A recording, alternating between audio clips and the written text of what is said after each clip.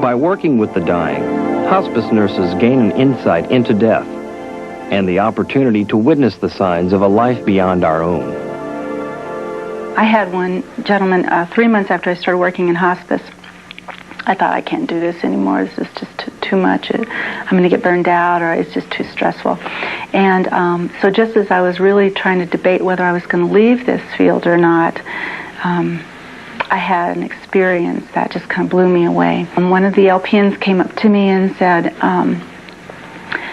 Mr. So-and-so just died. And so I took that information and we said, all right, we'll call a physician and call the coroner and get all the information that we need. And I was walking down the hall making bed checks and sure everybody was okay. And this one old fellow was climbing out of bed. He was really out of pain control. And I was thinking, we need to just get him settled down. And I walked into the room and I said, let me help you get taken care of. And he said, I got to get out of here. And I said, I understand, And he said, I have to die. And I said, I would probably want to die too if I had that much pain. And let me help you. Let me see what we can do. He said, no, you don't understand. He said, I have to die. And I said, well, I don't know where it came from. And I said, well, you have to wait till you get your own invitation. Sometimes just because we want to die doesn't mean we get to die. We have to wait until it's time. Well, that guy down there just got his invitation. He said, I knew him from Lyman. And I said, what do you mean? And he said, well, he just shuffled by here. And hair on the back of my neck stood up, and I said, I thought that was a curious term, shuffle by. And he said, I want you to go get my son. He said, I knew him from Lyman when we were kids. And he said, and he just shuffled by, and he points from his door to the window and how it crossed in front of his bed. And I thought, boy, there's a lot I don't know yet. I had a kid that I lost last week who saw horses, that he saw a horse. And his dream was about 2 weeks before he died. He was on this big brown horse. And they were going through this field, and it was very smooth. It wasn't like a gallop, but they weren't flying. And he said that all of a sudden they kind of jumped over a barrier, and when they landed in a riverbank that had overflowed its beds. And it stopped. The horse stopped and turned sideways, waiting for this kid to tell him which way to go, whether to go into the woods or out of the woods. And I asked him which way he chose, and he said, well, we went out. And I said, what do you think would have happened if you'd gone into the woods? He said, I think I'd have been gone. And I told him I thought he would too. And I told him that horse would probably come back for him. When it was time for him to go, that horse would be the one to come back. Well, that afternoon, his mom was washing dishes, and the horse came. And she went to talk to him, and she asked David if his horse was there, and he said yes. And she said, I think he's probably here to get you. And she said, I think so too. And within 2 hours, he had gone. He had died on his horse. You feel a presence. You feel something is in the room. You know that there's something there. And one time there was this man, and he was really, really close to death. And he was very, very weak. And he looked up, and he was looking at something, and he looked very, very scared. And the nurse said to him, it's okay. They're there to help you. They won't hurt you. And he put his hand up. And he had his hand up like somebody was holding it. And he did this for a few minutes. And there is no way this man had the strength to hold his hand up by himself. And he died just a few minutes later, too. So there's something. I had one really neat fellow that we were taking to the hospice unit, and he was really close to dying, and his son was nearby.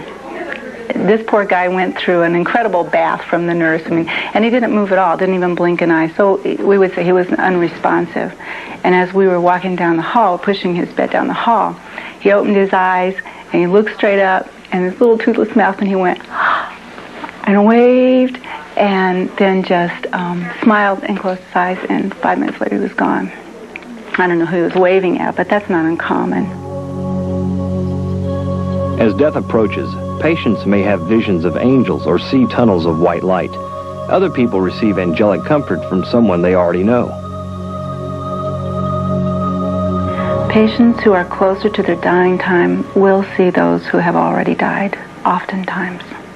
They'll talk about dead grandparents sitting at their bedside, brothers who've died before.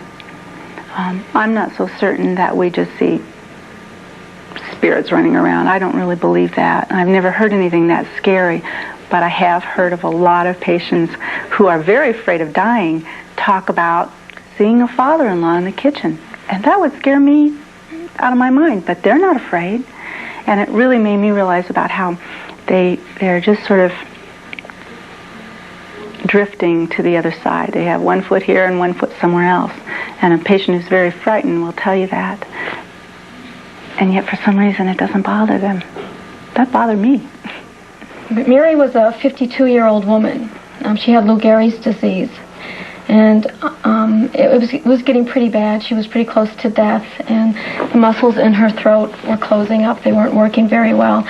And she had this fear that she was going to drown, which is essentially was a real possibility for her. And one of her last wish was that her mother not be told. Her mother was 90 years old, and her mother, she liked to be called Grandma Rose, and she just said, this is too hard for a mother to go through, to watch a child die, and especially the way I'm dying. I don't want my mother to know. Now, the family was in conflict with this, but it was her last wish, so what could they do? And then the story, as Grandma Rose tells me, is she lived in Texas,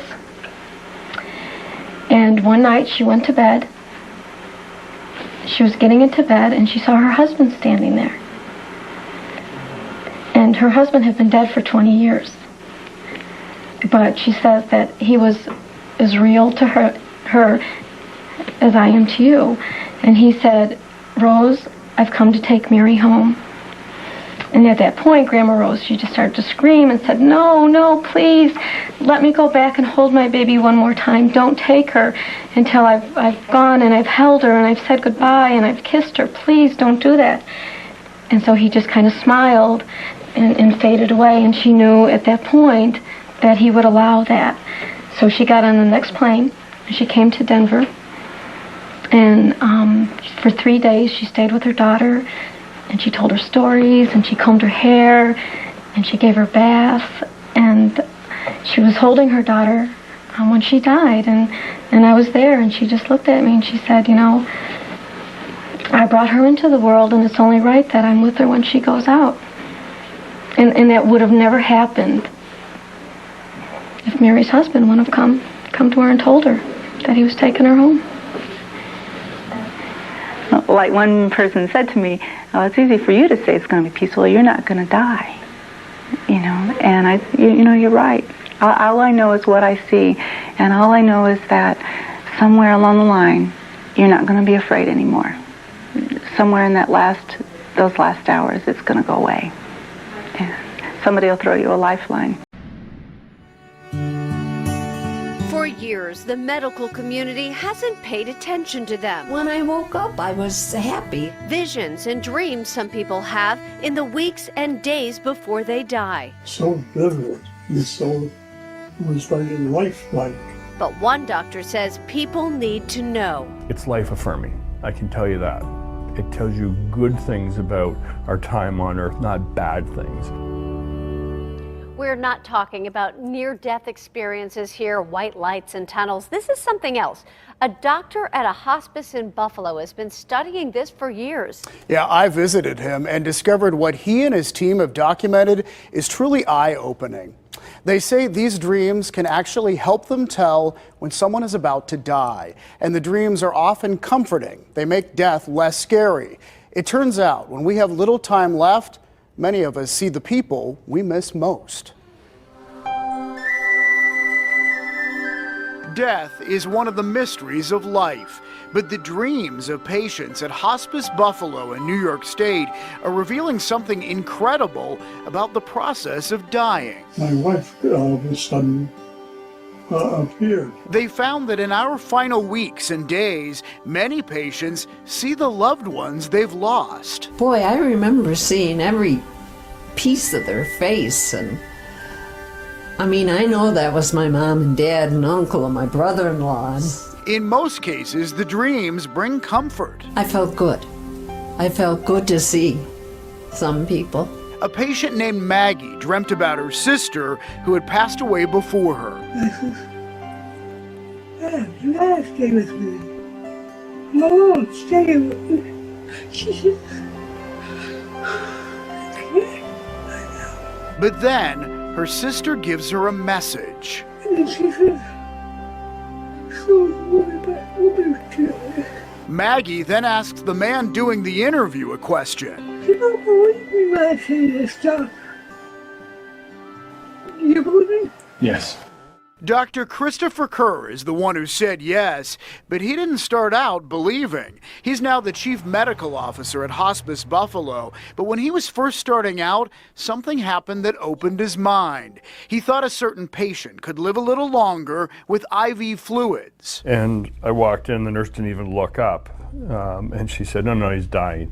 And I said, why are you saying that? She says, because he's seen his deceased mother. I say, I don't remember that class from medical school. She says, son, you missed a lot of classes. But as he explained in a TED Talk, he was proven wrong over and over. Everybody but me was able to prognosticate death in part based on what people were seeing or experiencing. He says doctors aren't trained to deal with these dreams, but he began studying them and realized they're therapeutic. Instead of having this fear of death, it almost transcends the fear of death to something bigger. In 10 years, he and his team have documented 1,400 cases. 80% of his patients report dreams or visions. What's clear is people are universally saying this feels more real and different than any dream I've ever had before. We met one of those patients during our visit, Greg Liebler. My grandmother and grandfather are both passed. Have you had any dreams of them? Yes, I see them often. Hi. Liebler's sister is a nurse at Hospice Buffalo. He was really close with my mom's parents. It's great. It's almost as though, come on back, let's have our talk. The people who loved him and nurtured him, probably he says the most, were his grandparents, and that's who returns to him. He said they're very vivid to him. He sees himself as a child, talking to them. But it feels good. It sure does. That's great. Liebler passed away less than 3 weeks after our interview. You're physically declining, but inside you're very vibrant and alive. Dr. Kerr says the dreams happen more often as death gets closer, and there are common themes, like upcoming travel. She wanted me to pack up some things for her. So I had this crazy dream, I'm packing goods. Sometimes the dreams allow people to address unresolved issues. A patient named Patricia felt relief after delivering a message to her deceased husband. I told him that you should have taken care of this. Angry that you didn't. And he smiled. When children are dying, they often don't know any people who have passed, so they dream of pets. I dream about my old dog, Shadow, that has passed away. And just like adults, some report dreams so vivid they seem like real life. The one night I happened to see like a long black thing, and that was him by my bed. They'll come out of these experiences and I want to go back. So what causes the dreams? Is there a religious, spiritual, or scientific explanation? I don't have one. Dr. Kerr says his goal is just to record what's happening, and he's not sure there needs to be an explanation. When they wake up crying because they've been so deeply moved by something, that just should be respected, period. Well, Dr. Kerr says loved ones may dismiss a dying patient's dreams, thinking they're drugged up or maybe losing their mind, but he believes this is some kind of mechanism to provide comfort for people who are about to pass. Wow, it's so incredible. I'm so glad you did this story because it's really got me thinking about family members who passed. So why is it we're not hearing more about this? You know, Dr. Kerr says the medical community really concentrates on keeping people alive, doesn't really prepare people to treat the dying. But if you ask people in hospices, you are likely to hear a whole lot more about that. They know that this goes on. Well, and those are amazing people who work in hospice for sure. David, thank you for that story. Absolutely. It's a phenomenon witnessed around the world as a life is nearing the end. Breathing will change, heart rate will change. They feel a little unsettled. Often staring at the corner of the room. The soul or the spirit or the life force is trying to get going. But they're not going alone. Every religious tradition, every wisdom tradition talks about these beings that come to get us when it's time to die. Unexplained manifestations called end-of-life visions or visioning that are only visible to the patient. The patient was visioning over at that side of the room, and this little 2-year-old boy said, "Who's that sitting over there?" At Hospice of the Western Reserve, they say entering a patient's room is sacred space. I've had a number of patients who will all of a sudden open their eyes like they're startled, get a big smile on their face, take one last breath, and they're gone. Although they provide unconditional support regardless of a person's beliefs, they've also witnessed countless cases that defy logic. She goes, "Oh, when did you get here?" And I said, "I'm Dave from Hospice of the Western Reserve. I've been here for a while." And she looked at me and she said, "Not you, George."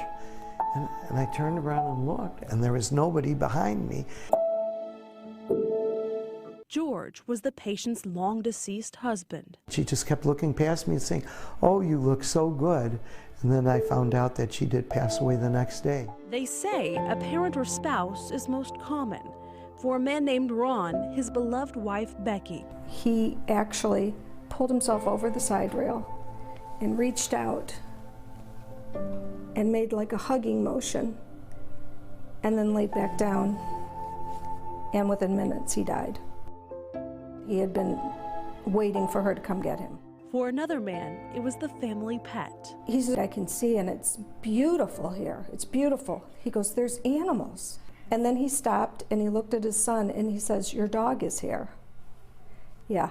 And so of course now we're all crying, you know, and then it was like probably an hour and a half later that he died. Skeptics say the visioning's nothing more than hallucinations brought on by drugs or disease, possibly the brain's coping mechanism dealing with death.